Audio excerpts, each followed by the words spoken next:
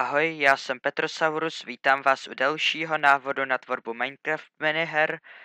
Myslím si, že je to díl číslo 6 nebo 5, nevím, asi 6 nebo 7, nevím. A od tohoto dílu už budeme pracovat na další minihře a to bude Zombie Arena. Takže jak už název té minihry říká, tak bude se jednat prostě o arénu, kde budeme s ostatními hráči bojovat se zombíky. Ukážeme si tady spoustu metod nových, které se právě budou hodně hodit do té zombie arény, ale tento první díl bude takový podobný jako úplně první díl z této série, prostě si to připravíme. Takže jako vždycky Extends Java plugin, já už jsem si tady vytvořil balíček a třídu hlavní.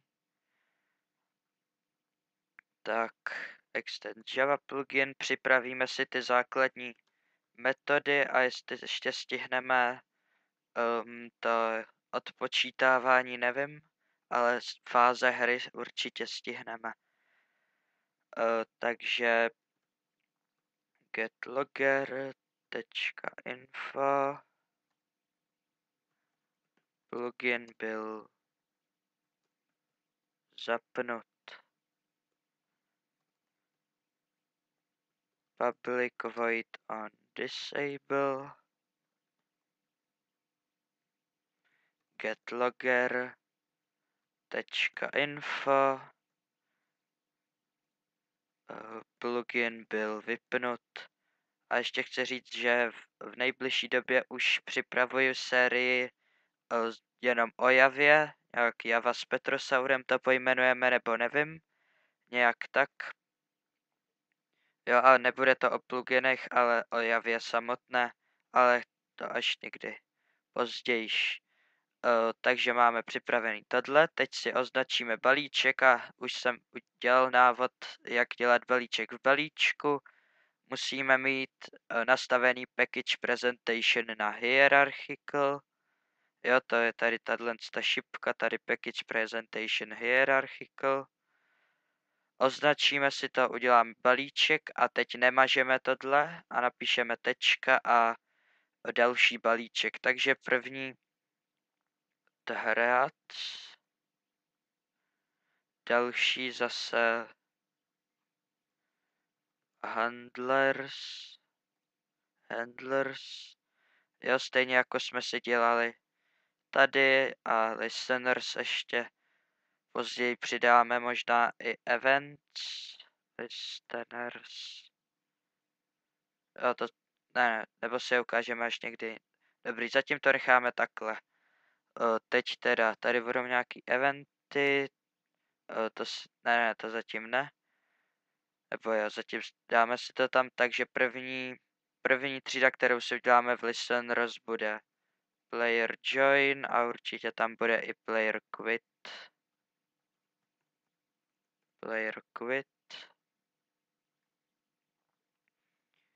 Implement listener. Tak.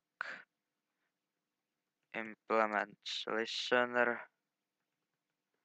Tak, omlouvám se, že dlouho nebyly na mém kanále teď videa, ale byl problém s internetem a není to mojí vinou.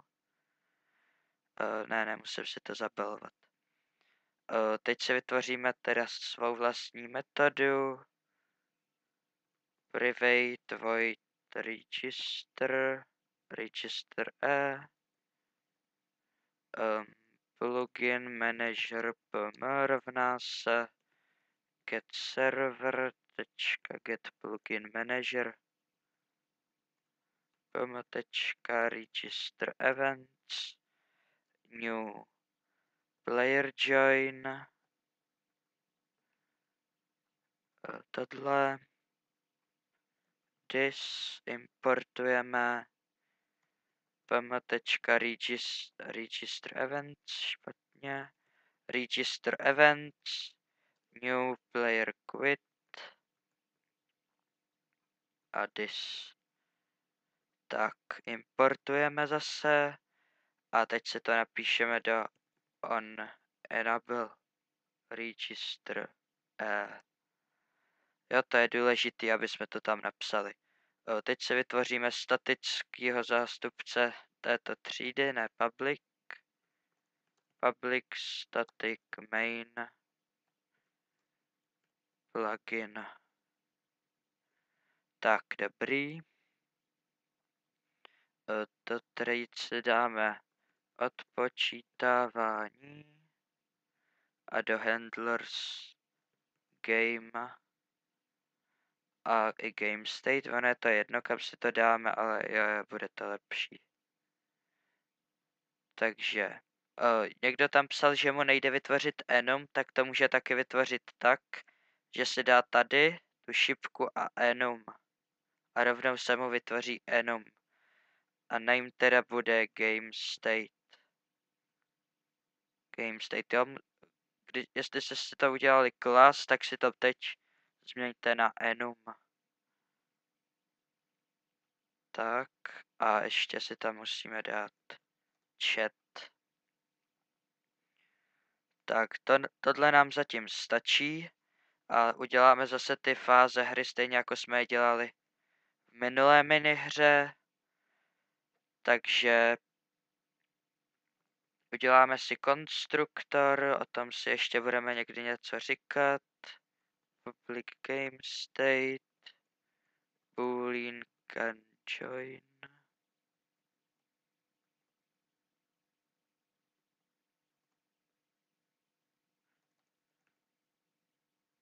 Private boolean can join.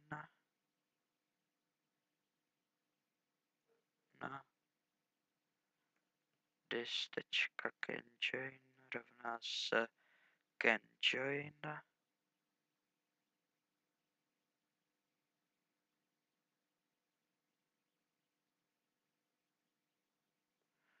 Co se jim nelíbí.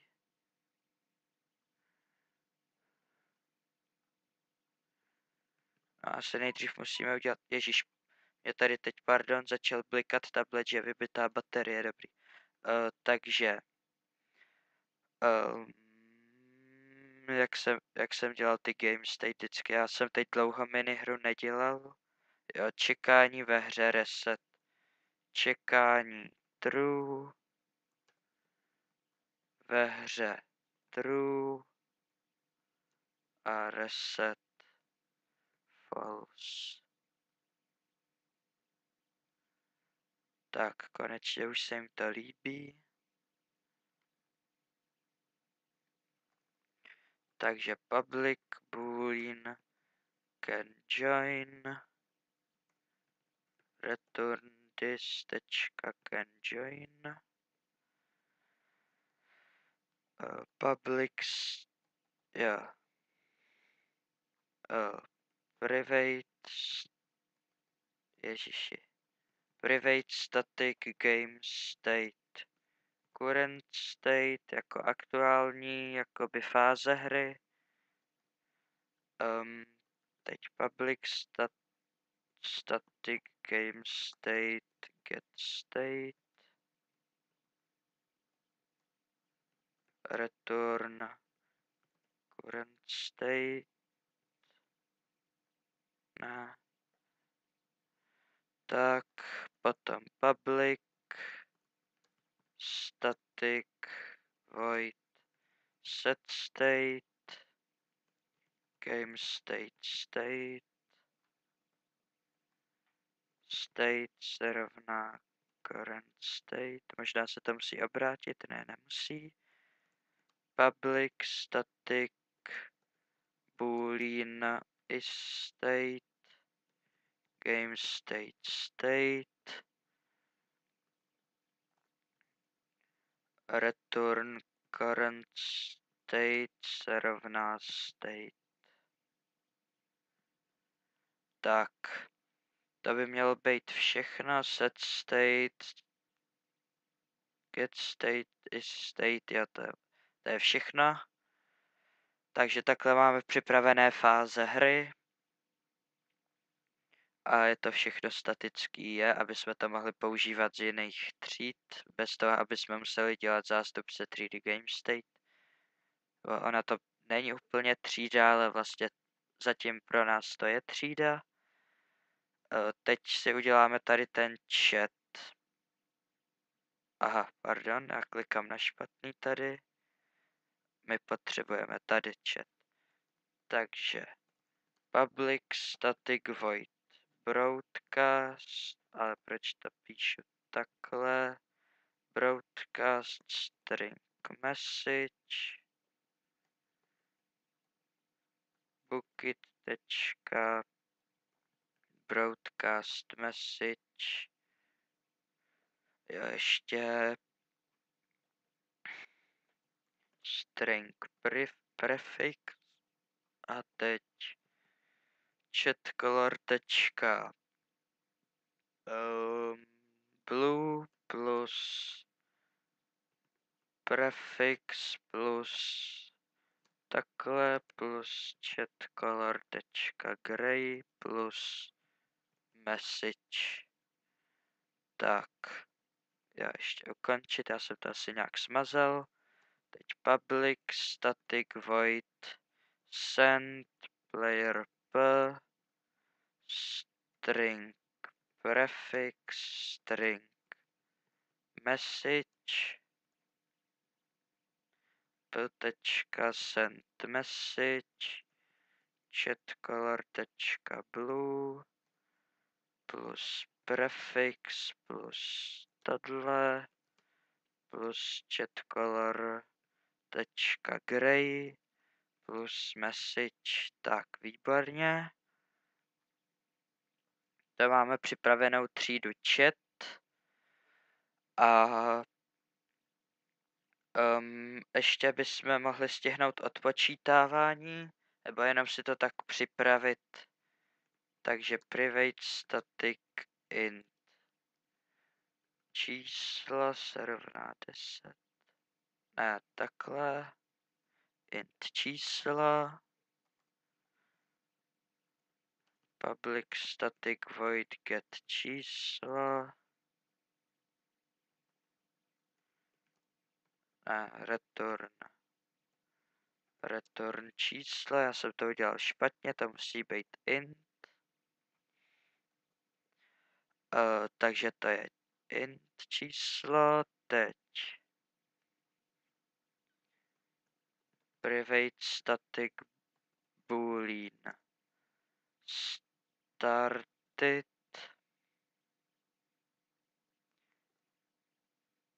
public static boolean has started return started.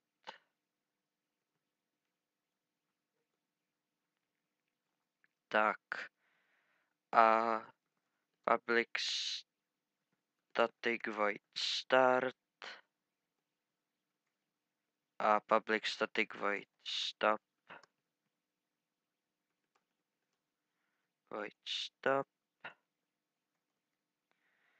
Teď teda budeme pracovat s bucket schedulerem, nebo scheduler se to prostě píše, nevím přesně, jak se to čte.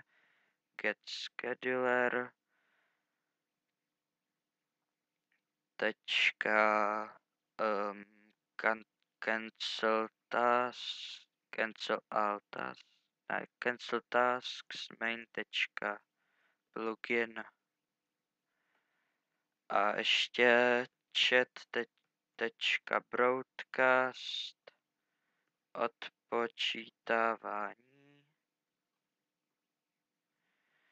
odpočítávání bylo zastaveno. Tak.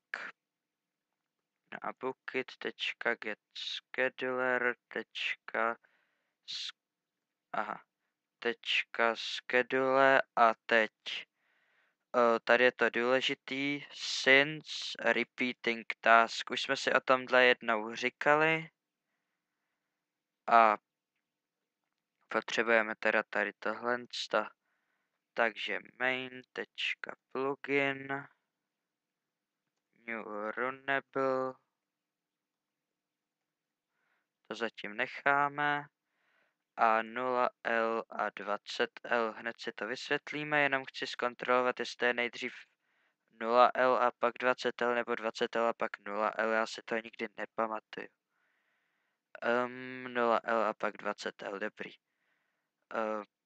Teď public void run.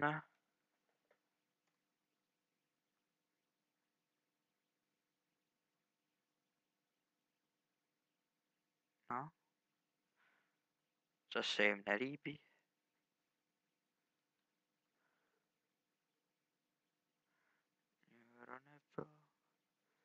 No.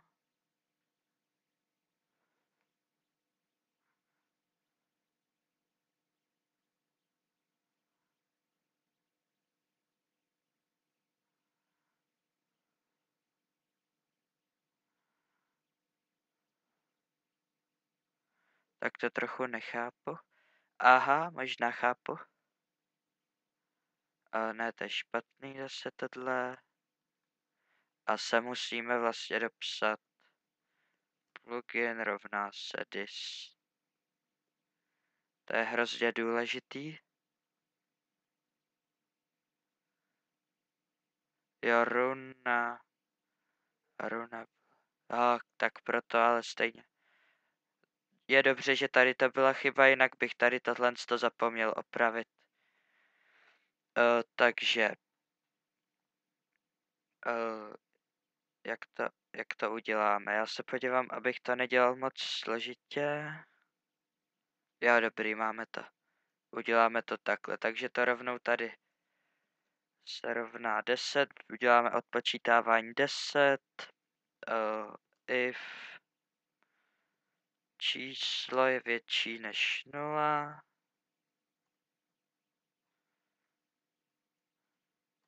else if číslo se rovná 0,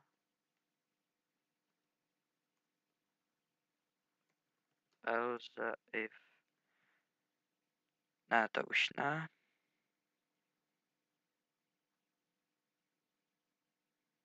Jo, číslo minus minus. Jo, takže tohle je prostě, že se nám to každou vteřinu opakuje. Tady to 0L20L je, že to bude 1 vteřina. Jo, a když bude číslo větší než 0, to se vždycky každou vteřinu zkontroluje, tak se jedno od čísla odečte. Takže první vteřina 10, druhá 9, 8, 7, 6, 5, 4, 3, 2, 1 je větší než 0. A 1, odečte se ještě jednou 1 a už je z toho 0. A stop, nebo skončit, jak to máme? Stop.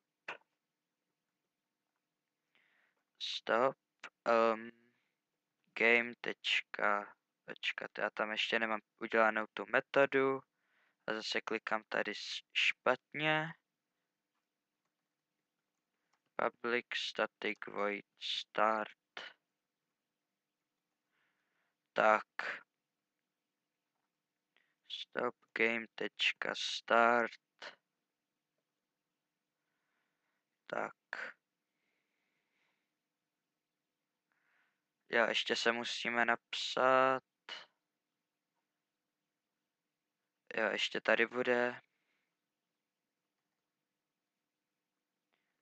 private static boolean has started a public static boolean has started return has started. Tak.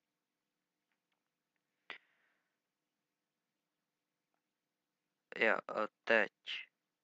Public static void set started boolean b has started se rovná b. Tak. Takže teď. Game.set started true.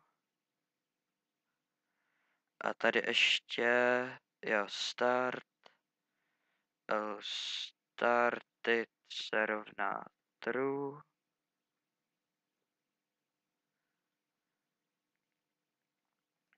a started se rovná false. Ne, to uděláme tady.